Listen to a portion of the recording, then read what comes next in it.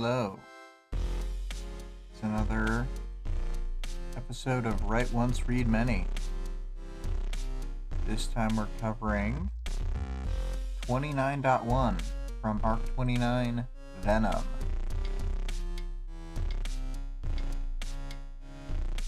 Just get the link sent out.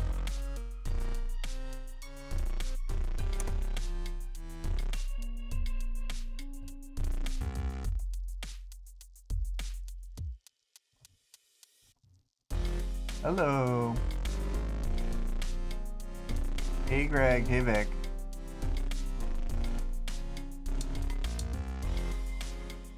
We're seeing that beautiful golden man get drawn.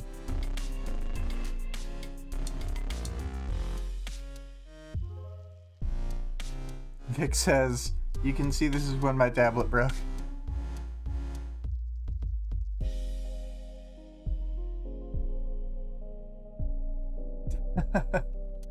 Yeah.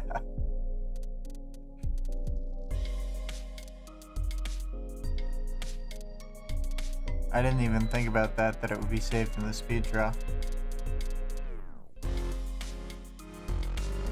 For some reason I thought it had broke at the very beginning, but anyway, interesting to see.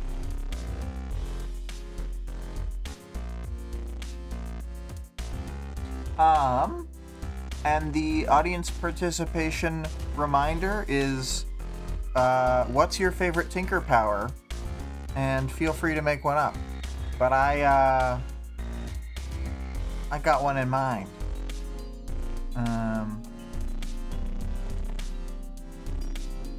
He indeed is just floating there, about to kill everyone. That's all he's doing. Just floating. You know how he be.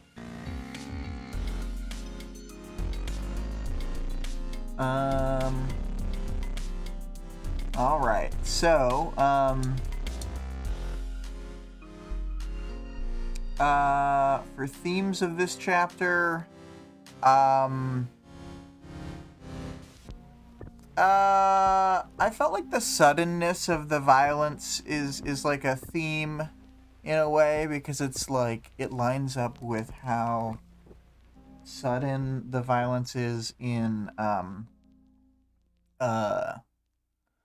Arc 8, for instance. Whenever there's like a really big threat that goes like beyond the rules, then things like ramp up.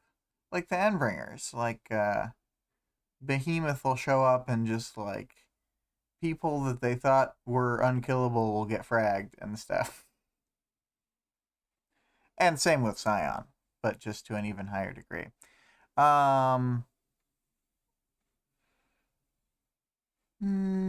A theme of Tattletale not always being right is in this.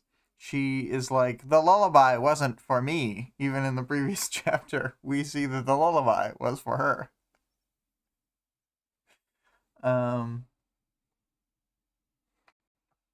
Yeah, I don't know. And power combos, that's the other thing.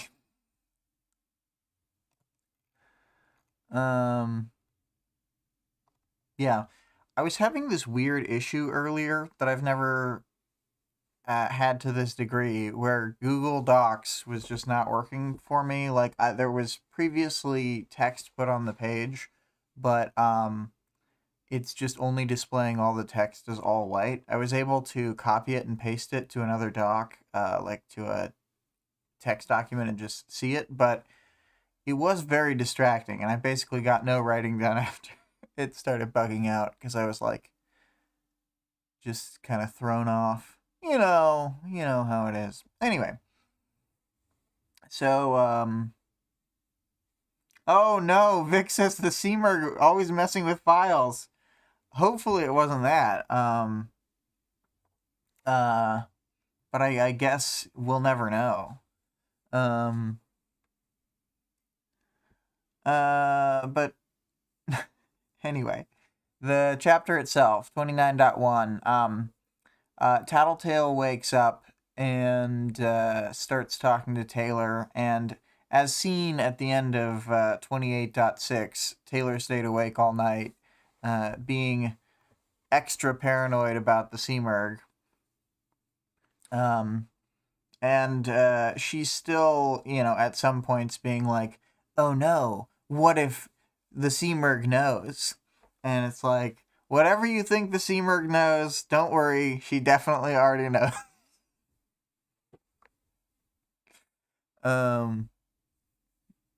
Yeah, anyway, there's funny moments of her just being like, ugh.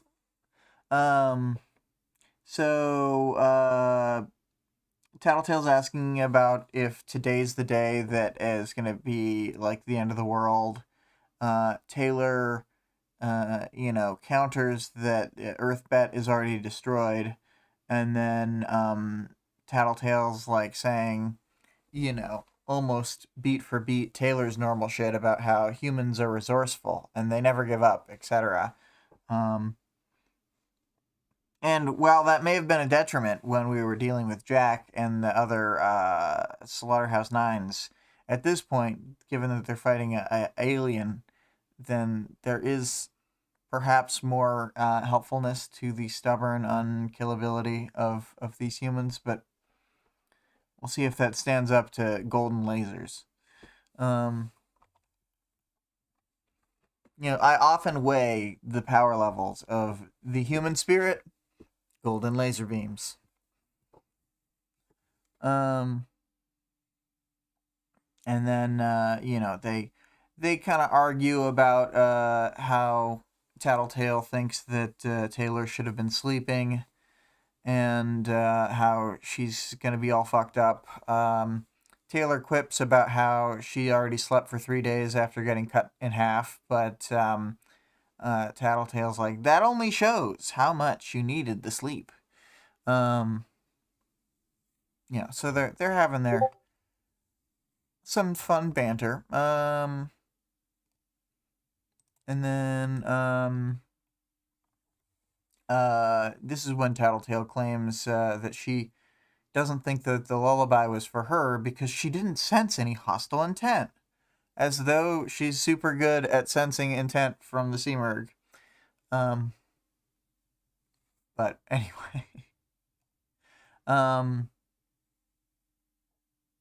let's see, and they're worried about future plans from the Seamerg, and this is when Taylor decides that, her usual policy of radical honesty needs to continue here, and she tells about the Seamerg speaking into her mind the words, I'm sorry.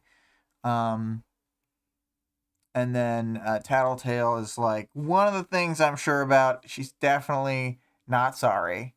And she would bet her millions of dollars in liquid assets on that. And then they decide that they're gonna get everybody together. They're sort of get ready for a minute. Tattletale's putting on her eye makeup, and then while this is happening, Taylor considers how Tattletale is her hair is kind of disheveled in a way that's uncharacteristic for her, because it shows the overlap between her cape and non-cape selves. Greg says a probably style quote. Sorry, not starry. The Seamerg, probably. And let's see here. Yeah. So then Taylor relates this back to all the other capes being sort of basically messed up from being awake for several days, probably, and also having the Earth mostly blowed up. Unshaven chins, she notes. Vic says the Seamerg played the entirety of "Is It Too Late to Say Sorry" by Justin Bieber. Yeah, she played it directly into Taylor's mind. Who knew that out of all the things that could have butterfly affected out of existence, the song "Is It Too Late to Say Sorry" still exists and is just as famous as ever. Um, even Taylor loved it. Vic says, "This is so sad. Seamerg, play Despacito." Oh my god. I'm being ripped back into the past. The craziest thing about Earth Bet is that Despacito came out early enough for them to listen to it before the end of the world. Um, anyway, Taylor's thinking about, she's like, I'm pretty good at dealing with bad stuff, but even I was feeling shaken up about this whole Scion kills everyone thing. And she wishes she could talk to Clock Blocker, although he is dead, from the oil rig fight. But she does not have a way to speak with him at the moment. I think she never probably realizes this directly, but Glace de Guenier definitely harvested Clock Blocker, as she did with many people from that oil rig.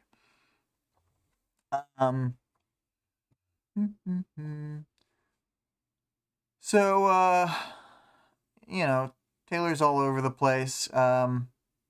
It wasn't exactly that it wasn't that I was coping exactly. I wasn't happy, confident, or unafraid. The only thing that I could say is I'd been able to brace myself. Vic says, Taylor should have appreciated Clock when she had him. Yeah, exactly. What were you doing all those years? You were in the wards, so you weren't allowed to talk to Tattletale, but you could have talked to your second love, Dennis. What an unromantic name, Dennis. Sorry to all the Dennises out there. And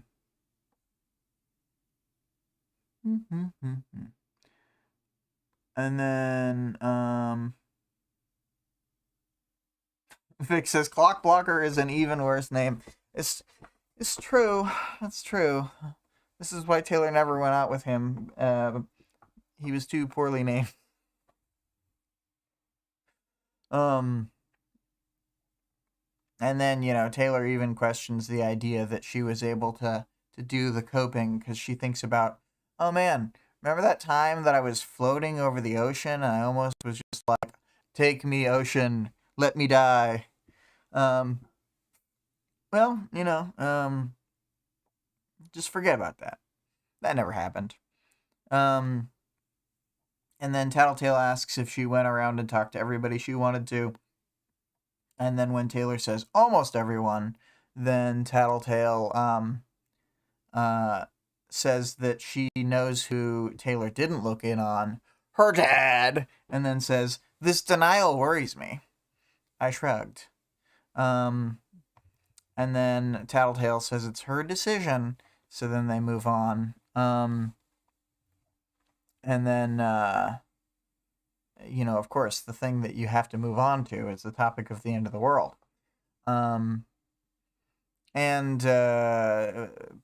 But what Tattletale really was saying was, we're the top of the heap. We're the best. No one could have dreamed that we'd make it to this great heights. And then, Taylor's not so sure about that.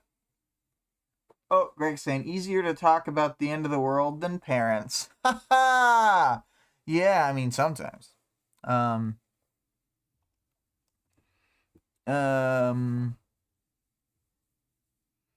then, Tattletale's, like, talking about their position, like, knowing all the top capes and being known by them, and, like, they're talking to all of the craziest badasses, like Glass de Guenier included.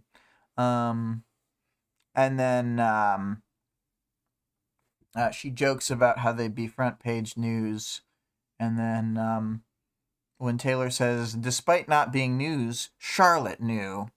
And then Tattletale points out the obvious. Charlotte's connected to me, to us. So, of course, she knew.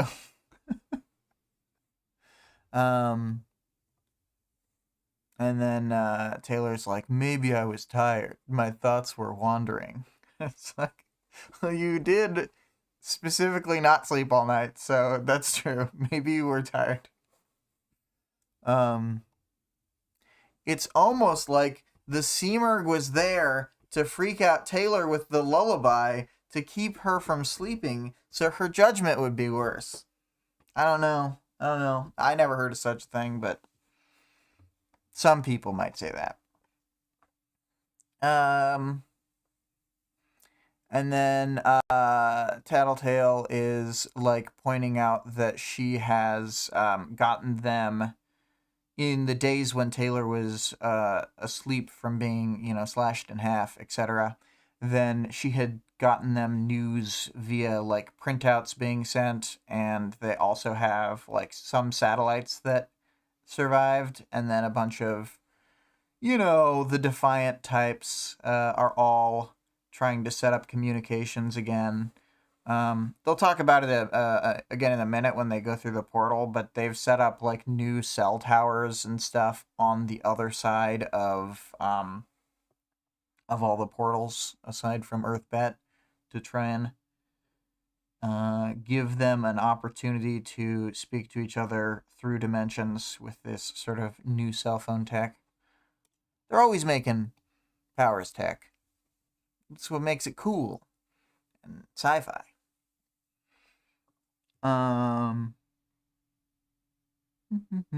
So, Taylor's looking at some paper files and looking at them.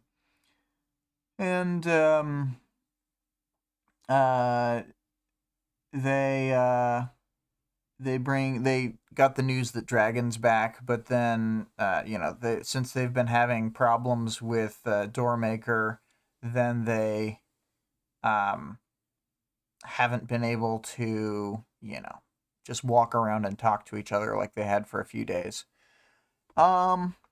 Sometimes when a guy is facilitating all transportation and communication, then you shouldn't beat that guy up. Weld's group. And the way Taylor phrases it is Doormaker is napping, and that all the portals that are there are still open. And then Tattletale's like, haha, you're wrong. Doormaker doesn't sleep. And she starts dumping knowledge on us, like awesome knowledge about things that we likely already know about in terms of like some of the details, but then it's just expanded on here. They call them, the PRT call these capes like Miss Militia who don't sleep ever, or whose sleep is like completely overridden by stuff. They call them Noctis cases because of some early on vigilante in the cape scene. But then she brings up the most important aspect of all this, the secret to what humans have to offer to these space beings who have all the powers. I mean, they're not spelling it out that far, but I am. Is that dreaming and dreams are seem to be something that the powers are interested in. The people who get powers, often they either stop sleeping or their dreams change, or they start, having gaps in memories, which is not only the case 53s who are specifically memory drained by a different power, but also like other capes, I'm sure. But yeah. So there's the dreams, and then like we think back to like Aiden dreaming of his trigger event before it even happened, and then being able to just barely write it down. So dreams. Oh, and we get this info that Tattletale had hired the Red Hands, and maybe this is the first deal that they got going together or something. But she hired the Red Hands to steal newer PRT files than the ones they had stolen 2 years ago. So she's got all the deets. Um, but this mostly leads Taylor back to contemplating why Doormaker is ignoring them. Tattletale tries to ask for a door like they had been doing for so long, and nothing happens. Um, Taylor tries a few key phrases, and then no doors open. And then uh, Tattletale's done getting ready, basically, and they leave, but they find this ominous. Um, and when Tattletale has her gun, then Taylor kind of thinks how like worthless the gun is. She thinks back to when Cody had shown up in New Delhi and how Tattletale's gun hadn't made a difference there.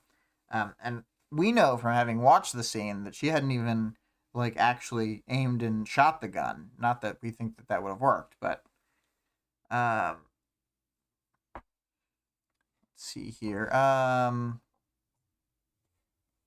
But it's part of Tattletale's self-image, just like Taylor's pepper spray.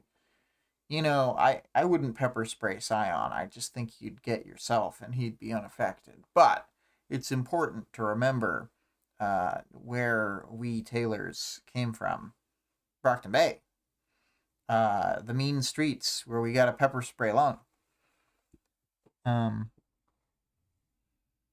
then Tattletale tells her soldiers to move all her shit out. They're gonna evacuate this location. They may use it again at some point, but unlikely.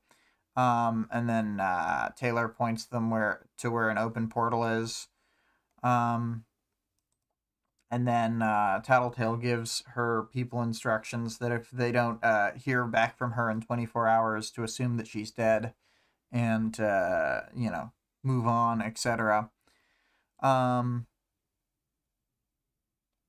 then Taylor's looking at her phone. I find it funny that she clarifies that using her bugs to look at the stairs and feel them out, she didn't need to take her eyes off the screen. She's just always texting.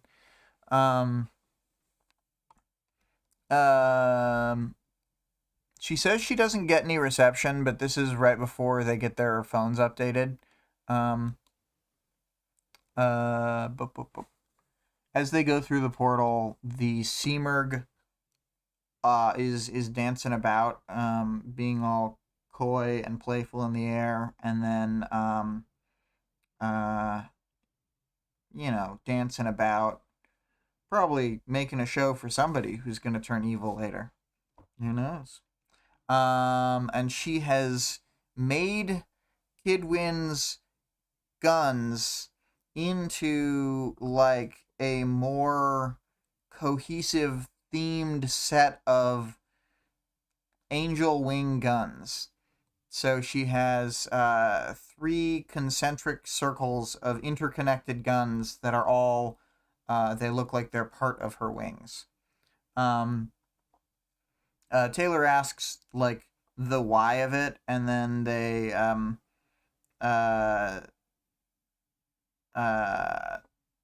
Tattletale sort of like over explains that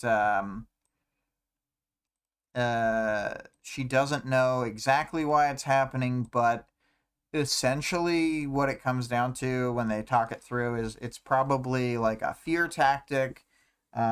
Taylor's asking why the Seamerg is still trying to scare people when they're fighting Scion, who can't be scared. And then Tattletale's like, maybe it's a clue. And I'm like, it's just for another nefarious plan. And yeah, Vic says it outright. To distract from that glass tube she made. Obviously, yeah, exactly. It's all like part of her meta plan to make a glass tube happen. Who knows what's in that tube? It could be anything. It's like the mystery box. Could even have a boat in there. And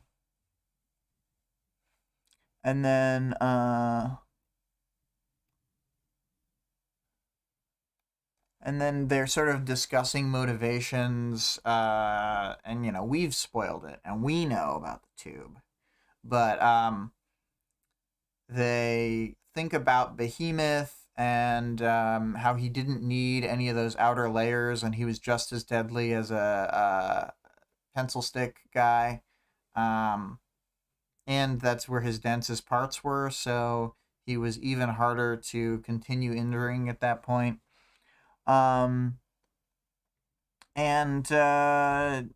you know, this is when Taylor's like, oh no, she knows what I'm thinking and she can hear us talking and we're giving her bad ideas. But oh no, she already had those bad ideas. And oh no, she knows I know.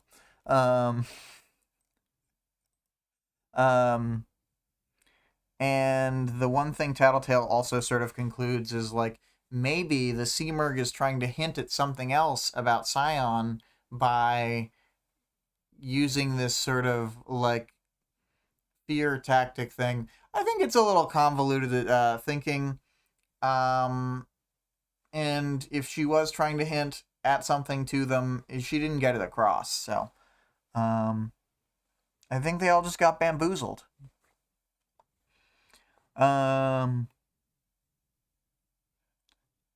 Typical Seamerg, just bamboozling people.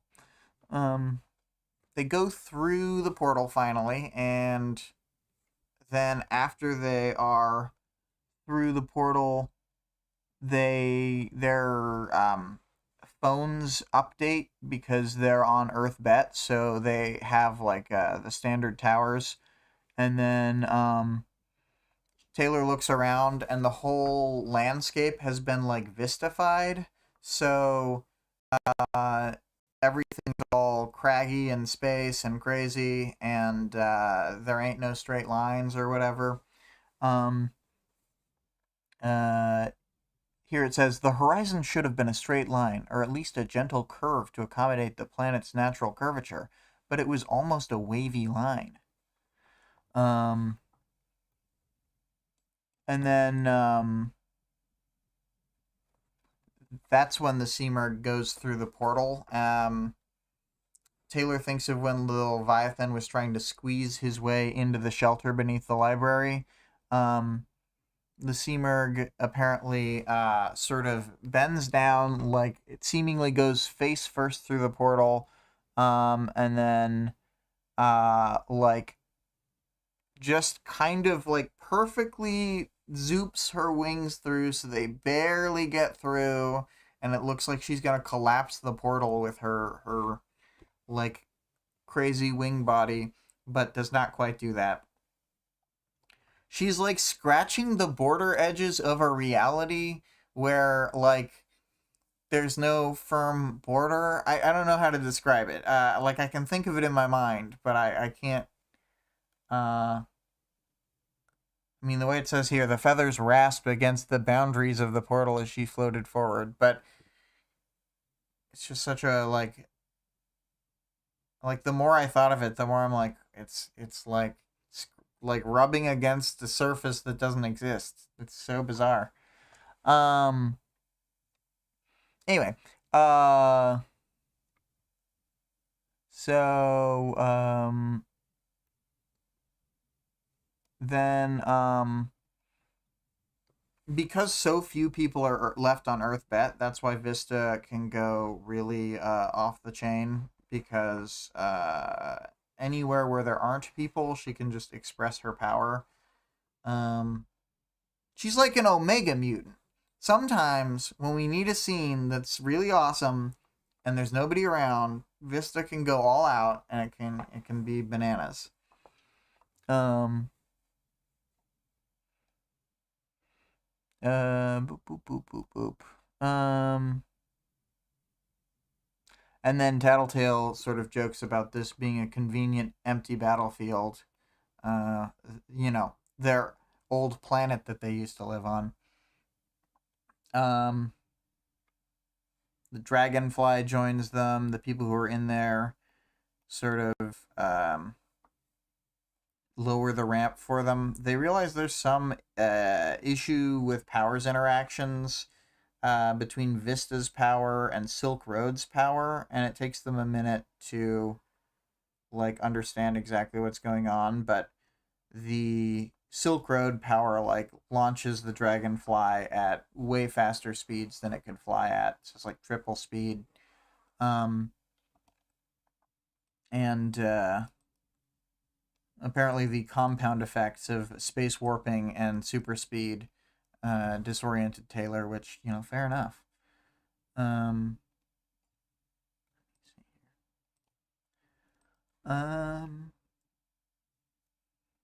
there's a lot of cool descriptions of like the way that the landscapes look and stuff, but I don't want to just like read those directly. But they have to be really careful because of the way everything is all squiggled about with powers. And they land. Taylor's thinking about like how she is low on flight pack battery. She's only got like 1 to 2 hours of flight left right now. She's got to charge that phone. She's like me, for real.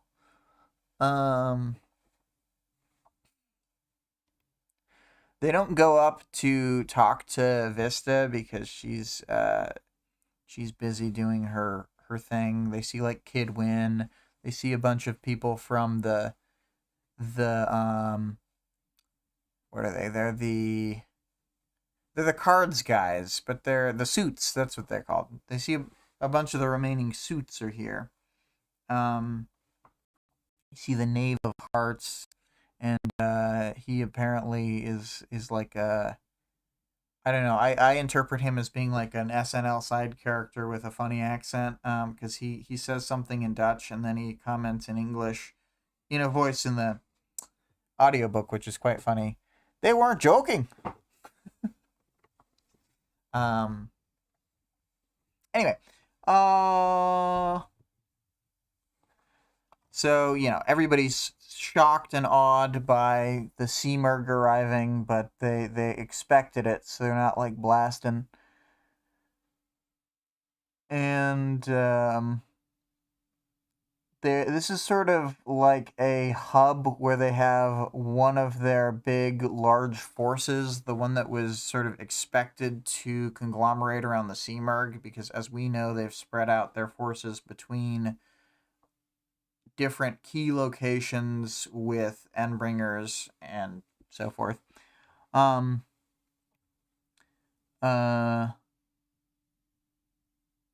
Oh, I guess they do talk to Vista when they talk to the Knave of Hearts guy, but they talk about how they need to contact Cauldron, but they never got a backup way to communicate with them aside from trying to contact Doormaker.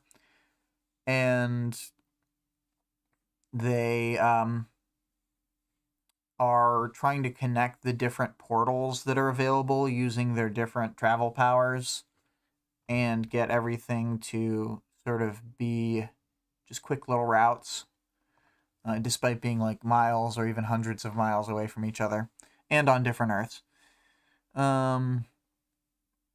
And then the Tattletale is going to coordinate to give them locations of a bunch of hidden portals that they don't think they know where they are.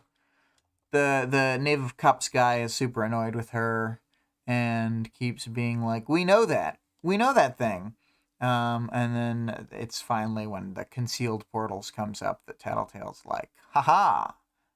And then she gets sent off to talk to somebody at a station that's gonna you know, be able to coordinate that. This is when they finally get their phones upgraded. Tattletale and Taylor hand it over, and then they get all the new cell towers from Gimel, etc., so they can talk through. And I get the impression that the phones work through portals with the new tech, so I don't think they need to worry about being on the same Earth. Mm-hmm.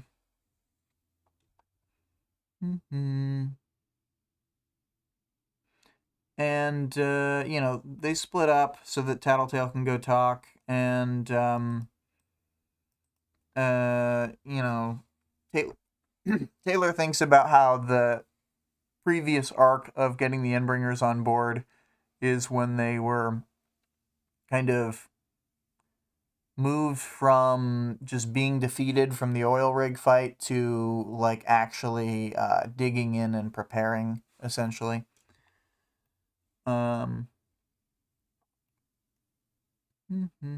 Miss Militia is ordering people around, and there's all sorts of people here, tons of Protectorate, tons of wards. In a minute, we'll hear about, like, the Meisters are here, like a German hero team, and there's, all sorts of independents and rogues, I'm sure.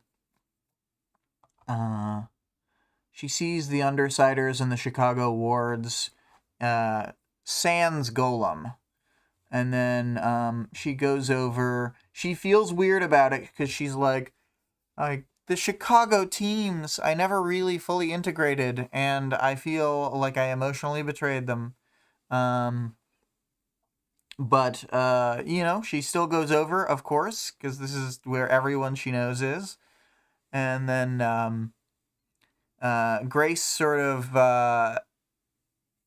Grace catches Taylor off guard with calling her Weaver and stuff, because I think people have mostly been calling her Taylor. And of course, Grace is the one most invested, being the current team lead of the, like, Chicago wards, in the fact that Taylor had never really integrated with them. But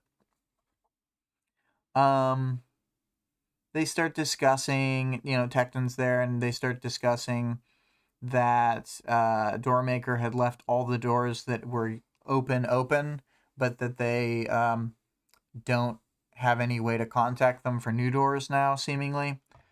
And this group, unlike Vista, they don't think that Cauldron has run away, because they don't think they would have left the existing portals open if they had just run away. And this is when we hear that all of the ex-Vegas capes who had left with Satyr in Arc 23 are the people who are investigating this. And that's when Romp, a.k.a. Mock Show, speaks up, and she says a line that I'm just going to quote. Isn't that like sending the fucking fox to guard the hen house? Except it's sending the confusing mind game headfuckers to answer the confusing fucked up riddle. And then this is the best thing that happened to Imp all day. She loves that explanation and is glad to finally have somebody on the same page with her. And then Foil explains things, pretty simply. More like sending a group that's very well versed in conspiracy and subterfuge to deal with the sort of thing they're very good at handling. And then Imp, gets us with the, well, you're the one being confusing. And then when Rachel asks after Tattletale, then Imp totally jumps on her, being like, you missed her. Oh my god, you missed Tattletale.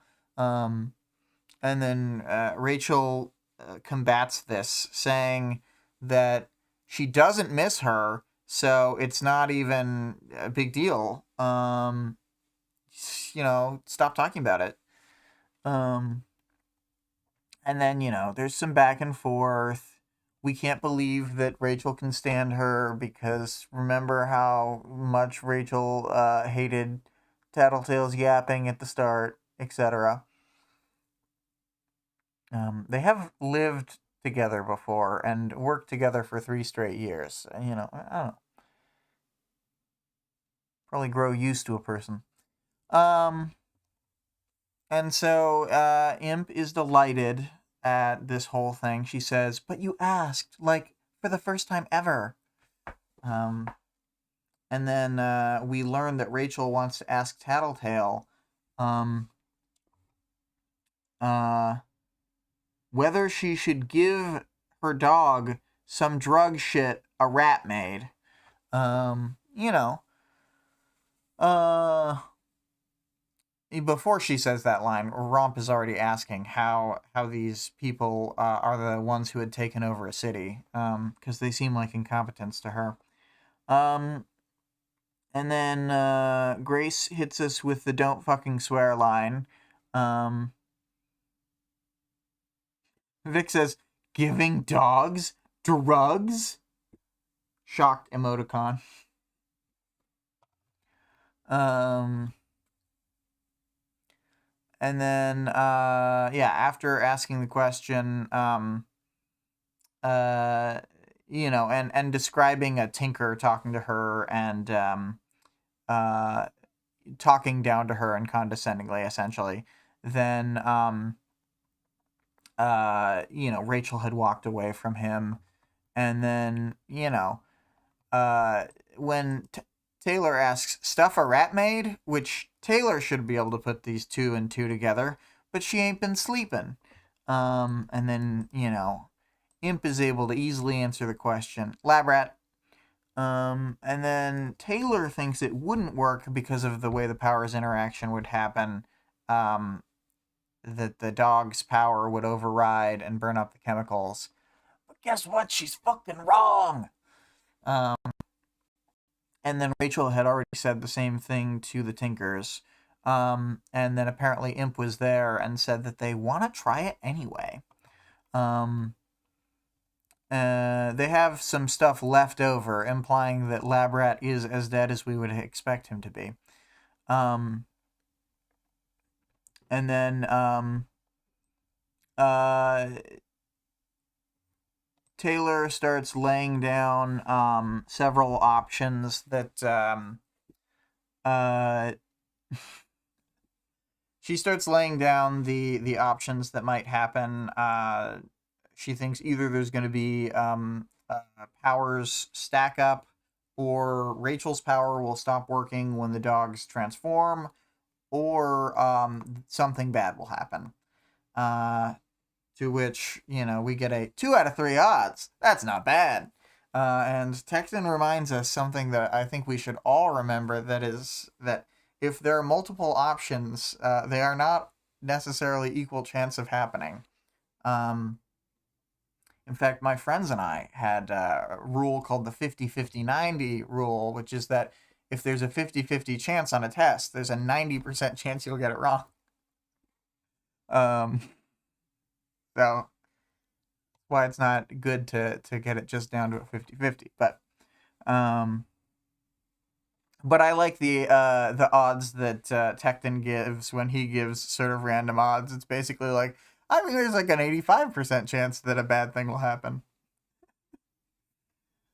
And then Imp, after getting 100% described by Tecton for the three, segmented into 3, then Imp adds an extra and 5% chance it's something else entirely, and then Tecton's like, ugh, more than 100%.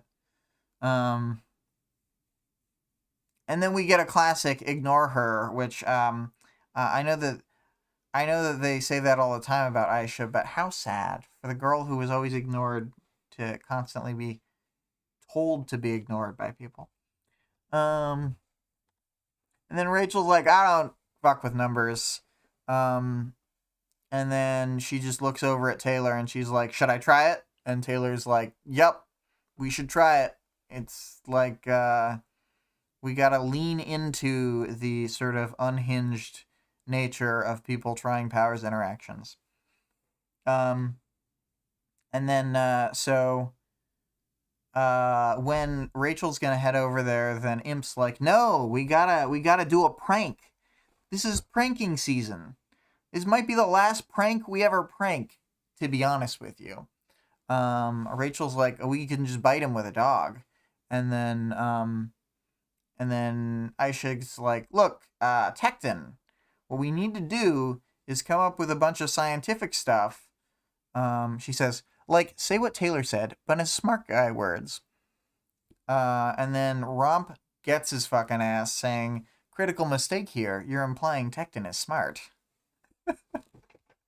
And then when Tecton is about to rebuke that something, I'm not your team leader anymore, then Romp is like, that's right, you're not the team leader. And then Grace totally cracks the whip on Romp, telling her to go run laps. We get like a comedy scene that's going back and forth where Grace keeps saying she's adding more laps every time that Romp, complains. Romp does not know what to run around. It's unclear what the lap is. But the laps are adding up. I'll tell you that. And then, so she runs off, and then once she runs off, they all the heroes and Foil, they burst into laughter.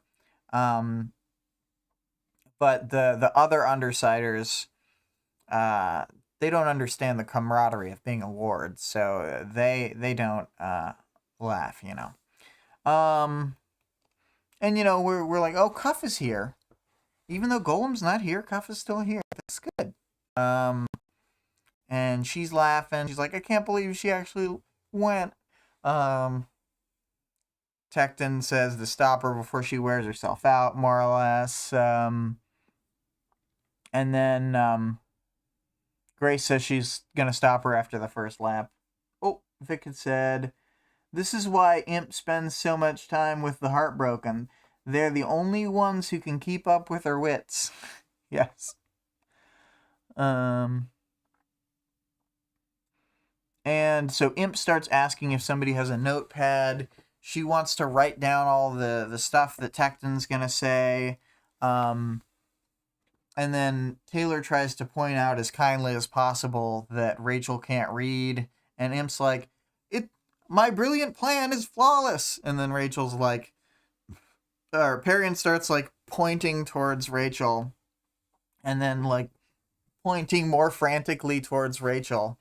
And then Aisha goes, oh yeah, you can't read.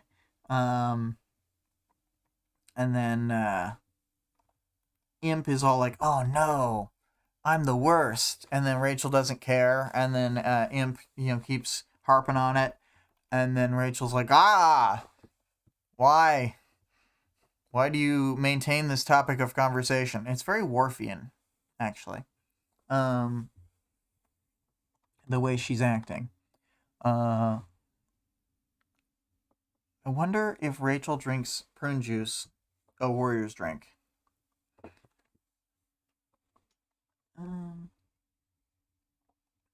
So then Rachel's like, just have Tecton say all the stuff that he's gonna say that he would write down, and I'll just memorize it. And then at first they're like, I don't know if that's realistic. And then Rachel gets his ass saying that the person running laps said that he wasn't smart. And then he starts saying whatever it is that Rachel's going to say. And she's repeating it line by line to show that she's listening. But they stop telling us what they're saying because it's important that we move on with the conversation. Grace is like, you're wearing your black bodysuit. Are you evil again? And she's like, yeah, I'm evil again. And then, she talks about how she didn't join the PRT because she had skipped the meeting and now there's no possibility of having the meeting.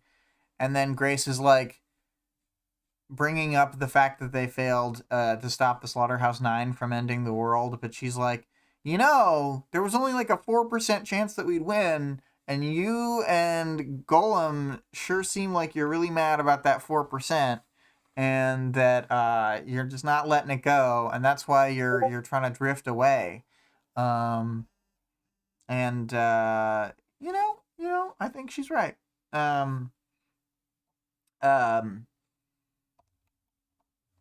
and Cuff is cutting into the conversation at the mention of Golem, and she basically starts directing Taylor. Well, I forgot to mention, Grace feels good to know that Taylor cares. I mean, she says, I know, and it feels shitty, but it's obviously the caring that Grace cares about, not that Taylor feels bad. And Cuff is saying that she'll forgive Taylor as soon as Taylor goes to talk to Golem, and then starts smiling at her and telling her where Golem is. And then she's like, oh no, she's weaponized her niceness. A parahuman can weaponize anything. And then it's this point, the moment after Taylor agrees to walk over and talk to Golem at some nearby but out of sight location, that suddenly people start running around, and it's like, Taylor cannot have a reconciliation with Golem. It's important that Scion show up to stop this. Scion is not here, but Scion has showed up at a location where they have some dragon ships and minimal guild forces, and is wrecking up the joint. We don't have details on exactly what's happening. Imp is upset because she really, really wants the Rachel prank to go off. So she's like, "You're ruining everything, Scion. Not this." And then they say that he is at Earth. I want to say this is Samek, but it could be something else. The audiobook pronounces it Earth Sandwich, which I found very funny. I do want to eat Earth Sandwich. No. But Cauldron was supposed to be watching over this Earth, and Dragon is there with these guild fools. So everybody's trying to muster. Taylor's group is getting into the Dragonfly. Well, they're running over to it. And all these different groups are hurrying around. She sees a bunch of people she knows and a bunch of people she doesn't know. They're all loading onto different ships. It's chaos, totally. And then after the fourth ship takes off, then the fifth one, nothing happens. And she bug senses to be like, what's happening? Seemingly that battle has already ended and Scion has already left. So they would be reinforcing nothing.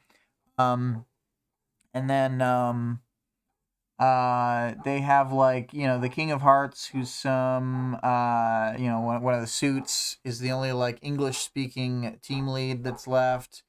Some German guy leading the Vornem, maybe leading the Maesters.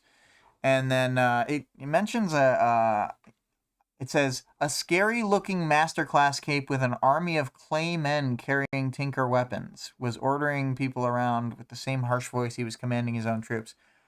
That guy sounds cool. I mean, not like a cool guy to hang out with, but like a cool guy that you want to be a character on a show. I want a guy who has little, clay dudes running around. That sounds awesome. I don't know why, but I also imagine the clay guys are like 4 feet tall, so they're it doesn't say that. That's just the way I see it in my head. And then Taylor orders her group to keep moving because they need to get back to the Dragonfly, but also to Tattletale. And then Taylor senses through the way that other people were moving, that it goes from like people being confused as to what they should be doing to Scion is immediately here, and bam, it's the chapter art. We got him. He's just floating. There he is. And then Taylor goes, "Oh no, he's just going from our like defense point to defense point and destroying them. Oh fuck." And then she notices that there was so much blood on the outfit that there's still some remaining blood after his power has worked, because it only sort of radiates away some of the stuff. And that while the edges and outermost parts of his... She'll realize this more as time passes, but while the edges and outermost parts of him are, like, clean, all of the, like, you know, lines in his face and all of the cracks, etc., they're, like, deep with, like, blood and grit. And as it also mentions that because he's away from the sun, his eye sockets were dark. And I think that part's very well captured on the page, where like the sun is behind him, basically. And then and I like how it looks on here, that the sun giving him that halo effect, because it says that he blocked the sun, so just right there. And then he blows up 2 dragon ships, and almost certainly everyone who is in them gets exploded. So, you know, that's not good. And, people who are really, fast are already blasting Scion. They're going ham on him. They don't even say what all the powers are, because there's just so many, things going off. This is one of the fight scenes I think of the most when I think of, like this chapter and then the next chapter. When I think of, like, just everyone going all out at the same time and trying to stack as much as they can. It's one of the main ones. And apparently something stops Scion for a second. And then, there's like some swirling gray effect that is, you know, stopping him, between him and a cape. And then Scion just starts swatting at the effect and gets it to dissipate. And like, I mean, it doesn't, he like grabs the guy and he doesn't crush his throat. What he does is he like imbues him with the like beam power, but from himself, kind of. He like just starts glowing gold and is like eaten from the like core out or whatever, and he's just like thrashing around, being like destroyed all over by the golden light. So, you know, he's above petty human styles of killing people. For now. And this is, things are happening in a sequence in like very quick succession. Foil raises up her arbalest, the crossbow, and Parian's like, "Oh my god!" And she's one of those capes who doesn't need to like move her body to do her power, so she can put her hands over her mouth in shock, and still be unfurling the powers. And so she gets her cloth going into a big body. Rachel starts jamming out with the dogs like they're super growing. Koff is making like the same attack that they had ready for Behemoth when they were throwing those like foil imbued saw blades at him. And then Taylor's making decoys. So everyone's doing all their things, and it's only even telling us about Taylor's immediate group for the most part. And then it's Foil is acting not in concert with anyone else. She's wholly focused on getting ready and shooting Scion. It's really putting a fine point on Foil's movements and stuff. I could see her drawing a breath. I'd taken marksmanship classes. Squeeze the trigger as you exhale. And Scion spins around, catches the bolt out of the air, and then, this is when we get the detail about how, like, the lines of his skin are, like, laced with, like, blood and dirt. And then he drops the bolt. He's staring at Foil like Foil's a big deal. He starts making one of those golden balls in his hand that he had used to explode a dragon ship full of people. And then everybody's bailing except Foil. Foil doesn't move to get out of the way. Foil reaches out to cuff Sawblade and imbues it with the power. She does the combo move. It really feels like this is the end for Foil, to be honest, because Scion is, like, wholly focused on her. But Scion shoots a blast at her, and Parian uses the cloth arm that she's been creating instead of, like, a full animal, and just flings Foil, like, some wild distance. It says, like, all the way into the bay. So she's just, like, launching her at the water. And it's, like, a perfectly timed, right as Scion had already taken the shot, so he can't, he can't just aim where she's gonna be or whatever. That's impressive work, Parian. And then, apparently a whole bunch of other people get fragged by the miss shot. It just, like, blasts all the people who were behind where Foil was. And then Scion's bored again. Now that Foil's gone, he goes back to what he was doing. Cuff throws the blade that was still imbued with the power at him, but Scion just, like, casually knocks it out of the air by the safe part that she was touching. And then, this is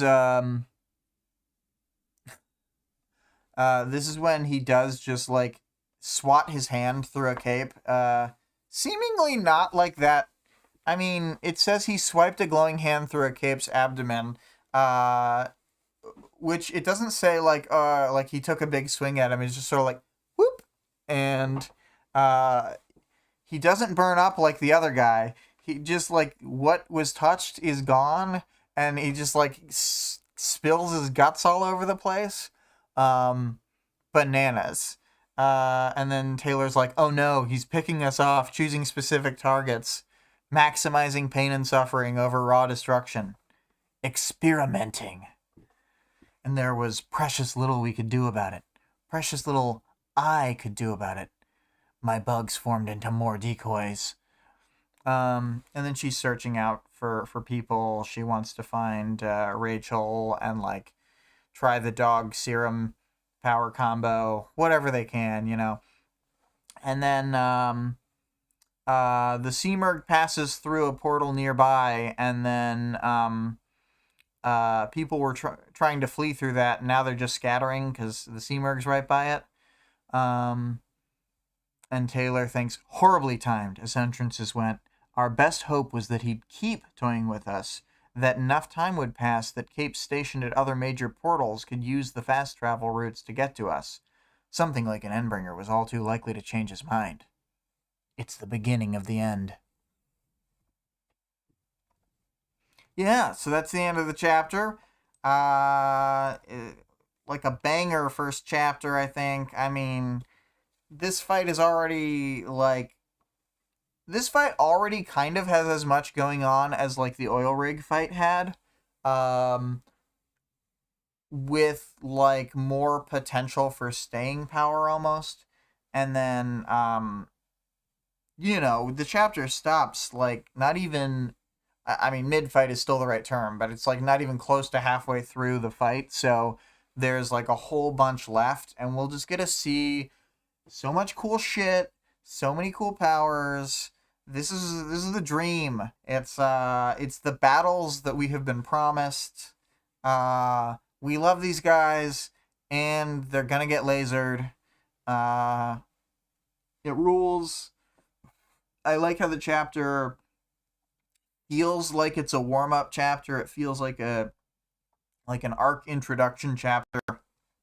It's just like, meh, bam, bam, bam. Scion's here.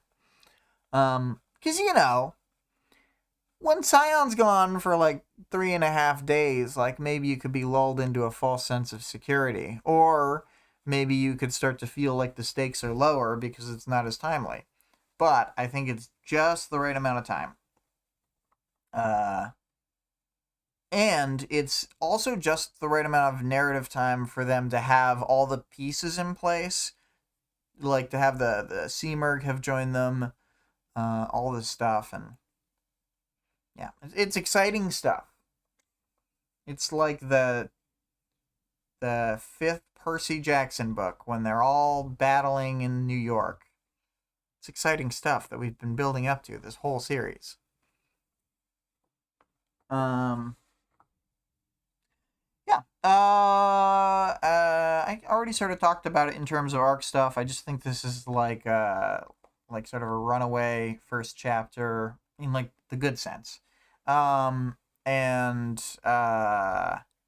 this arc's super long. Like it has I think it's 9 primary chapters and an interlude, and like they're all, end of book sized chapters. And yeah, I guess we'll talk about it more as it goes, but this it's another Taylor decides to do a desperate plan type chapter, or I mean arc, because Taylor's always got to be doing desperate plans. That's what the book is about.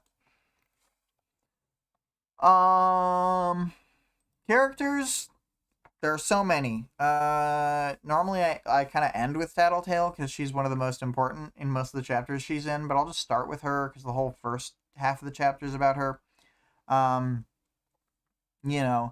She's probably all messed up inside from the Seamerg. We know that the Seamerg had shown her imagery of like hanging body, like, which is, as we also know, how she found her brother had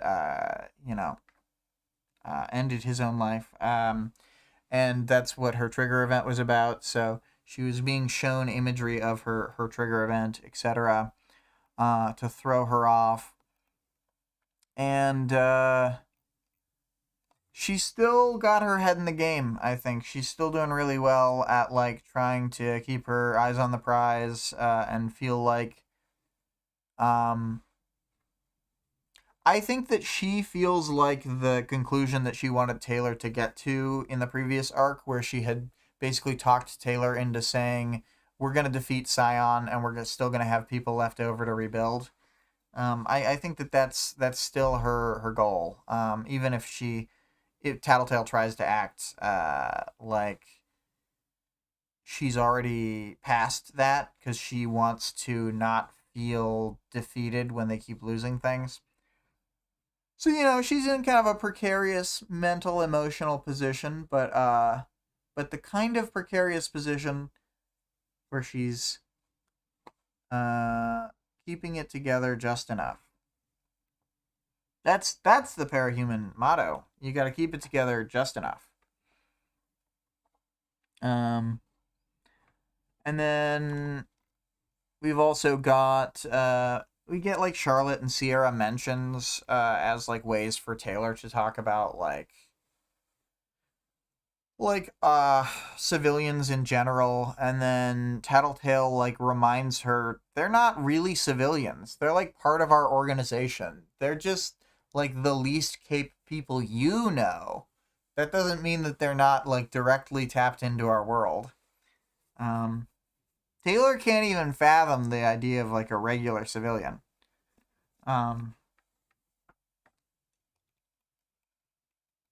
have some minor characters like the soldier that talks to Taylor.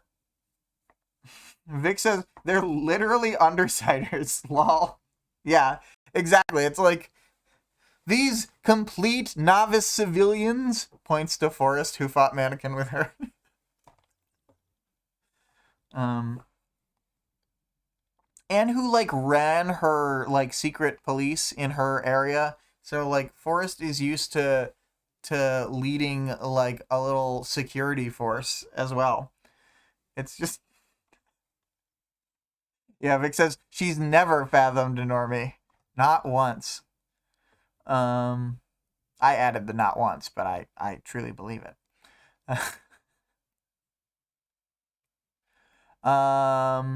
You know, after the whole first conversation and they walk out, they talk their way past that one soldier. Then that's when we talk to the girl gang, the other four undersiders, and I would say Rachel is like as calm as you could possibly. Rachel and Imp, in fact, all four of them, they're just like so like chill at this moment. Rachel, Imp, Foil, and Perian are like just like it's that whole the devastation event horizon thing. They're like so far beyond the event horizon that they're just like, okay, it's just another day now. This is what life is like. I'm sure that it'll all hit them later and they'll feel terrible, but for now, they have their head in the game. And then this, in fact, I would say, much like that High School Musical song, is the portion of the chapter of the book where they all just need to get their head in the game. And you know, Aisha is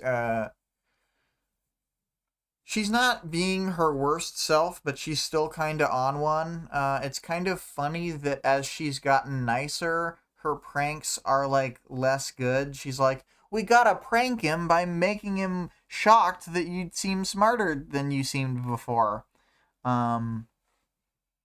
We can't hurt that tinker. We just gotta prank him. We see our old friends, Tecton, Grace, and Cuff. It's sad to say, but some of their other Chicago Wards friends are no longer with us. So the group has thinned. They've had to fill in their ranks with the likes of Romp. Vic said she's desperate for a laugh. Yeah. And like the moment of camaraderie she sees with Romp instantly gets sent away. These people with her are so unfunny it's rubbing off. Yeah. If you're with a bunch of stiffs for long enough, you forget how to let loose and be funny. And you think that it's a good prank to be like, say the smart thing, Rachel, because everyone thinks you're an idiot. I like the way Grace's conversation goes with Taylor. I like that Taylor kind of feels bad and that she admits that she was never as close with the Chicago Wards as she was with the Undersiders, even though she was with them for way longer. I know that retreads things a little bit, but I mean, like, when your book is so long, you can talk about the same issue multiple times, because it's a continuing issue. And then, Tecton kind of gets swept up in the bit. He's doing, like, the whole thing with Rachel. It is fun to see Romp and Imp interact, since they are almost a perfect match. And then the Cuff interaction is really good. How she fucking guilts Taylor into possibly going to talk with Golem. Oh, I forgot to mention Vista. Her part in the chapter just didn't stick with me that much. Like, when we see the distorted landscape, like, that was interesting, but then her actual dialogue was very, like, kind of feels like almost Any hero cape could have said it. I don't know. I'm not trying to complain about it. It's just like it sometimes not every little thing sticks with you. So much so that I thought for some reason, even though I listened to the chapter multiple times this morning, that that she didn't have lines. Oh yeah. Side character Knave of, is it Knave of Hearts? Knave. Oh. Yeah, Knave of Hearts. It was kind of funny to see. I don't know if he's a thinker or what, but when he interacted with Tattletale, he just hated her instantly. And that was comedy gold. And we, of course, got some side mentions of, randos, cool Clayman Master guy. And then I think we're good to move on to Taylor. She's very contemplative. She's trying to keep her head held high despite all the terrible shit going on. It's funny because even the Seamerg fighting on their behalf against Scion, which was her idea in the first place, makes her feel like, oh no, I've fallen for a trap. Which is probably true, but it's funny just how like second one Taylor starts freaking out whenever the Seamerg is in sight. We could be done with the characters. Taylor's mixed mood was well spoken in the chapter. She's all over the place. And sleepy. So I thought the most important powers knowledge stuff was the dreams thing, and how they like say they even study specifically the idea of like parahumans as related to dreams and capes who can't or don't ever sleep. And yeah, I think that's it's really like shining a spotlight on that and being like, this is important.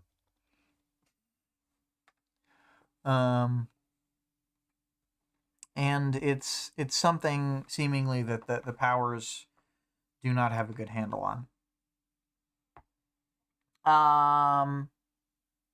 So, also Doormaker seems to be alive because the portals are still open, although they may persist after he dies. But he's unable to open new doors for people. And then I wrote, Foil gets yeeted? She does indeed. Just truly launched. She probably gets like rock skipped off the water. We're gonna have to put her body back together with Amy's help. And we all know Amy's a pervert. We can't just let her touch you just, willy-nilly. I mean, especially if it's a girl. Vic says, oh no! It's true.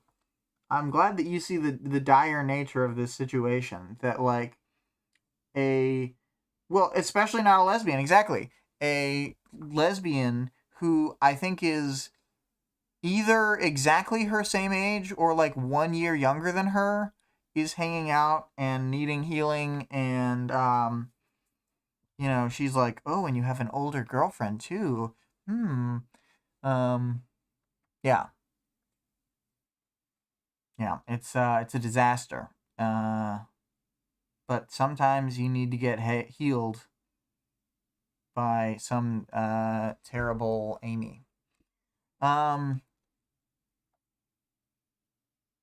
We need to do a creep ranking. Hell yeah.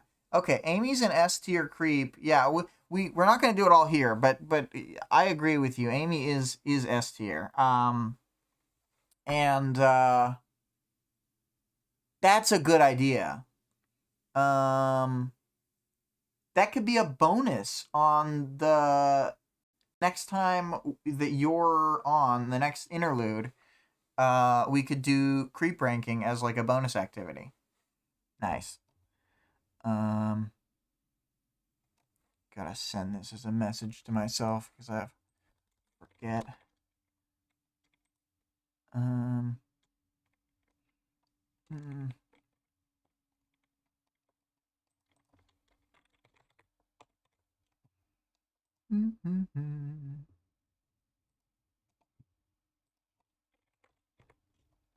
Yes.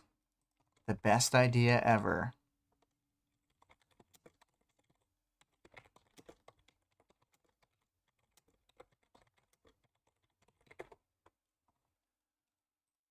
And, you know, with the best idea ever, I do want to return to the Powler's knowledge and world building for a minute.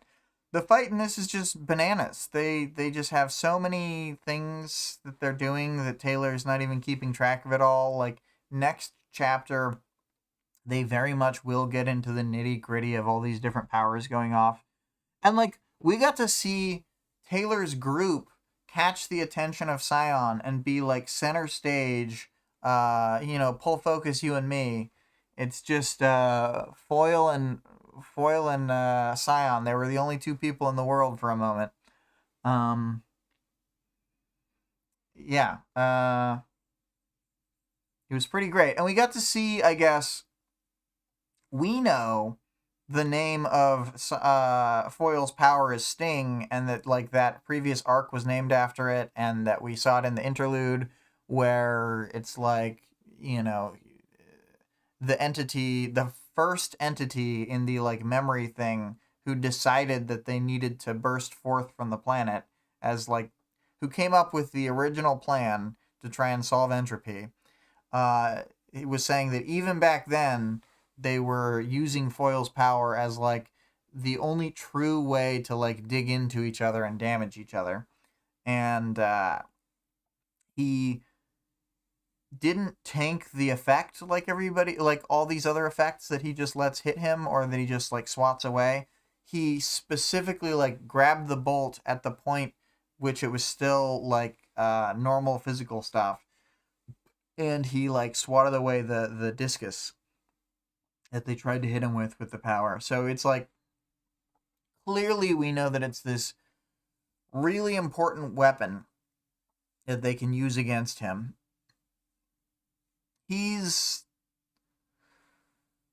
Because he's very confident as well, he didn't bother to kill Foil, which I guess shows us something. If he was not confident, he could just like destroy everybody, but he's like slowly killing people one at a time and stuff a lot of the times here. So perhaps his overconfidence could be one of his weaknesses. And Taylor's faith in her friends is hers.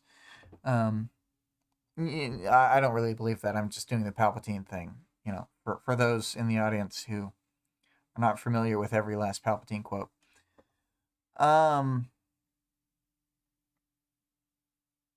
But I do believe the thing about his confidence. Let us wait for next chapter to really just talk about Sweet Powers stuff. This time, I will get to the audience participation question. What's your favorite Tinker Power? Feel free to make one up. And then Vic said, all Tinker Powers are my favorite. They're OP, but need a lot of prep time. I think a cool Tinker Power would be one that specializes in time constraints. The more stressed out and in a pinch you are, the better you're tinkering. Kind of like Lungs Power in Tinker form. That would be dope. And it sort of reminds me of, from this anime, Scride. One of the sort of main side characters. He's not like a protagonist, but he's certainly like the top 10 most important people on the show. No.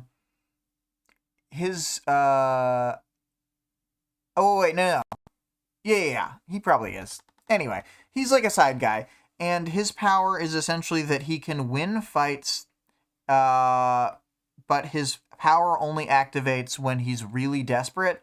But every time that he uses his power, it gives his overall, like, realistic view of his chances of losing a fight as being, like, less and less. So he needs to be driven into a further and further desperate state to manifest his powers at all, and they keep coming out like stronger and stronger every time. So he's constantly on the brink of that he's going to be killed before his powers activate the next time he gets into a fight. So he's trying to avoid fights at all cost as well. Um, uh, it's a crazy brink thing that I feel like is the whole specializes the more stressed it becomes, but it's got like this huge drawback to it. Um, well, that's always the thing. They've always got to have a big drawback because that's what makes the shows fun. And then next we got the Greg answer is fake answer, Mr. Hugs, but that's slash crossed out. But actually, I really like Bakuta's power. She can make virtually anything so long as it blows up. So fun. And my preloaded answer is Mannequin, because even though Mannequin is squidgy, gross brain in a torso, his power itself is like utilized in such a cool way, and I always love how he's got like the little trap blades that slide out, and there's like always new bullshit. Like he's the classic Tinker of you give him like a fucking one, sit down at his workshop, his mobile workshop, and he'll have like a new weapon, a new body layout, and you'll have to totally try and find a new way to counter him. And then he'll just keep coming back with new different-y type bodies and stuff. And like the way he fought Weld, where he would just like allow himself to get punched some of the time and just like launched back, but he was like taking no impact from any of the blows. Like, oh, he was just so cool, like slinking around the battlefield, like spraying cars at people. Oh yeah, like Vic says, tippy tippy toe. Yeah, like walking around on little tiptoed blades. He's such a little weirdo. And he is like all technology to the same degree that like Defiant is, where they're both like completely reliant and built in on Tinker Tech. I know that's like a intentional parallel, so it's obvious, whatever. But I still like it. I still think it's cool. I think it's great how he's like so integrated. I think Bonesaw is also a cool concept, but like there's almost Bonesaw's great for the book, but explaining like all the breadths and limits of the power like to someone, I don't know, it's just not as well, ironically, I guess I'd say that I like Mannequin's power because it's like neat and tidy. It's like he's doing like devices, I guess. Vic says Bonesaw power would suck because I think it would require the lack of empathy. Yeah, I'm. It's like her power gives her ideas to torture people all the time, even when she tries to focus on not doing that. Um, so, not great to have, power-wise. I'd much rather have,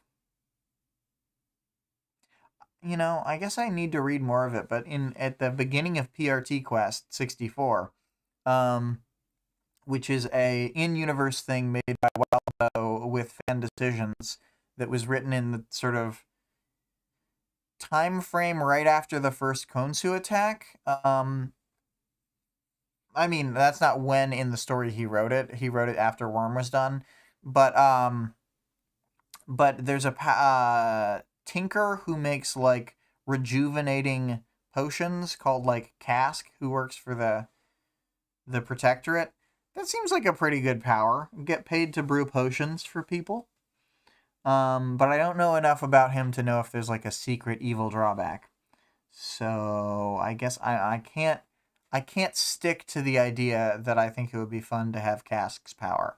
But assuming there's no evil drawback, making cool tinker potions sounds pretty cool. Um, you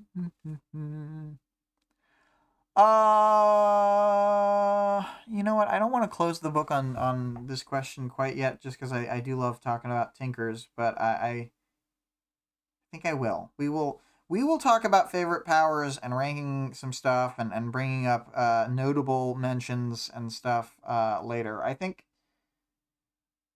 think when the opening of Ward is happening, because I do intend to, continue into Ward with this whole project, that like the first several streams will want like alternate stuff to talk about.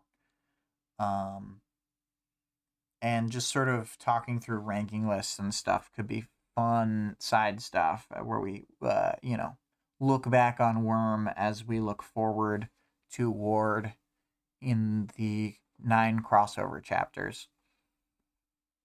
My question for 29.2, because it has the continuation and the rest of the fight, was MVP of this fight? Question mark? And, I could see people arguing many different things.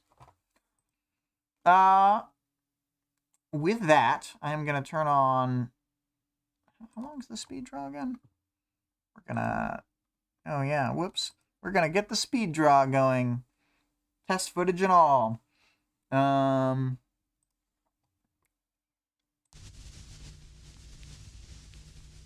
All right. So, the music that you are hearing is, of course, Extinction by ScarlettXOX. I actually just had a meeting with her on a call where we discussed the final song. It seems like the timeline for the final song being made will be about a month before we need it for the stream, and I'm really excited. Scarlett's been learning a lot more audio, like mixing and mastering techniques, so I don't know how that's going to translate as far as the song goes, but she has been specifically talking about how much more understanding that she's got now about it. So I'm excited for that. Anyway, back to the credits. The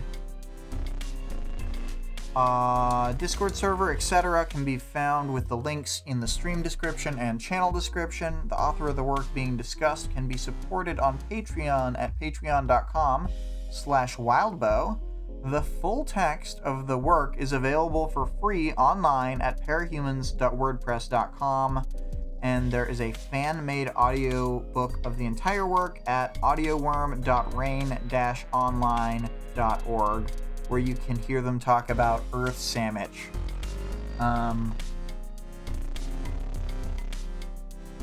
Yeah.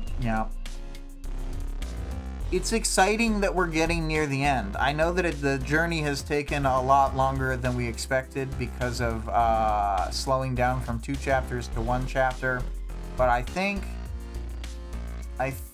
that I should have just been able to know that we'd need to slow down at some point, and I couldn't really gauge it until it happened. Fix this. I know, right? Still crazy. Yeah. Well, as the song winds down and the speed draw winds down, I'm gonna mirror Vic's bye! The only way to sign off a call.